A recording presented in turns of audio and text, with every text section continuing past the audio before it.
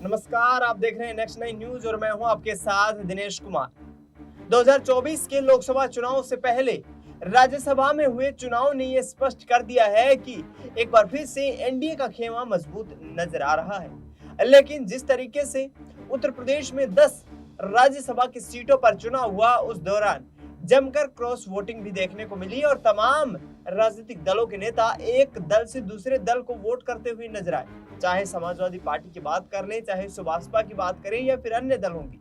जिस तरीके से यहाँ पर समाजवादी पार्टी के महज 2 उम्मीदवारों को जीत मिली है, वहीं बीजेपी के 8 उम्मीदवार जीतकर राज्यसभा पहुंचे। लेकिन इस बीच आपको बता दें कि मायावती, जो कि उत्तर प्रदेश की राजनीति में सबसे बड़ा एक निर्णायक चेहरा होती हैं, उनकी गैर मौजूदगी इन चुनाव में देखने को मिली।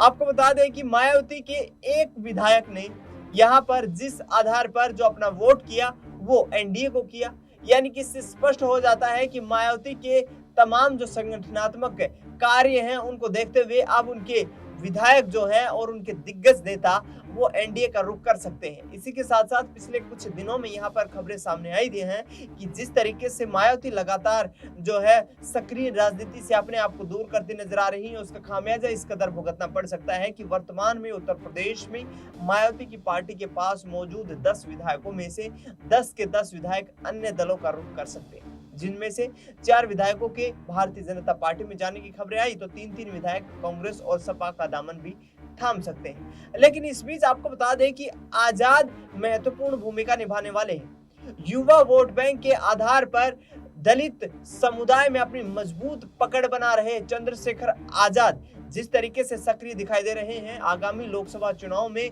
उनकी मौजूदगी उत्तर प्रदेश में जबरदस्त देखने को मिल सकती है। इसके साथ आपको बता दें कि इंडिया गठबंधन ने एक सीट देने की पेशकश भी चंद्रशेखर आजाद को की।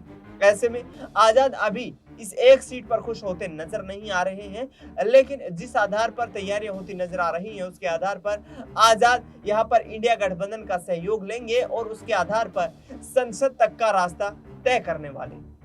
अब देखना ये होगा कि मायावती, जिनका सियासी आधार उत्तर प्रदेश से एक ढलान की तरफ जा रहा है, क्या आगामी वक्त में अपनी पार्टी को मजबूत करने के लिए किसी भी खेमे में एंट्री करेंगी? क्या इंडिया गठबंधन में आएंगी या फिर एनडीए में जाएंगी? क्योंकि लगातार मांग उठती रही है कि दलित समुदाय से प्रधानमंत्री होना चाहिए, लेकिन एनडीए में वो संभावनाएं खत्म हो जाती है।